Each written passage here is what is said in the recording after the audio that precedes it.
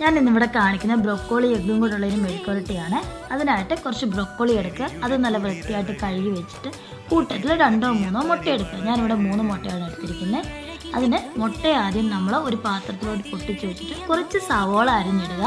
അത് നമ്മളുടെ ഇഷ്ടം. ഞാനിവിടെ ഒരു ഹാഫ് സവോളയാണ് യൂസ് ചെയ്തേക്കുന്നത്. പിന്നെ കുറച്ച് ക്രഷ്ഡ് പെപ്പറും കുറച്ച് ഉപ്പും കൂടി ഇട്ട് ആ മുട്ട നല്ലതായിട്ടൊന്ന് ബീറ്റ് ചെയ്ത് മാറ്റി വെക്കണം. അതിനുശേഷം ഒരു പാൻ വെച്ചിട്ട് അതൊന്ന് ചൂടാകുമ്പോൾ കുറച്ച് എണ്ണ ഒഴിക്കുക. എണ്ണ ഒഴിച്ച് കടുക് പൊട്ടി വരുമ്പോഴത്തേന് നമ്മൾ കഴുകി വെച്ചിരിക്കുന്ന ബ്രൊക്കോളി ഇട്ട് കൊടുക്കണം.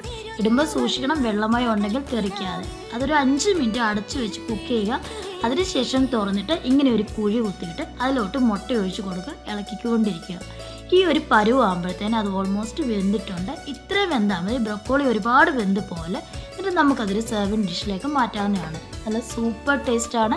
ഇതാണ് ബ്രൊക്കോളി എഗ്ഗും കൂടെ ഉള്ളൊരു മെഴുക്കുവരട്ടി. നമുക്കിത് ചോറിൻ്റെ കൂടെയും ചപ്പാത്തിയുടെ കൂടെ ഈവൻ ദോശയുടെ കൂടെ എല്ലാത്തിൻ്റെ കൂടെയും കഴിക്കാം. ട്രൈ ചെയ്ത് നോക്കണേ.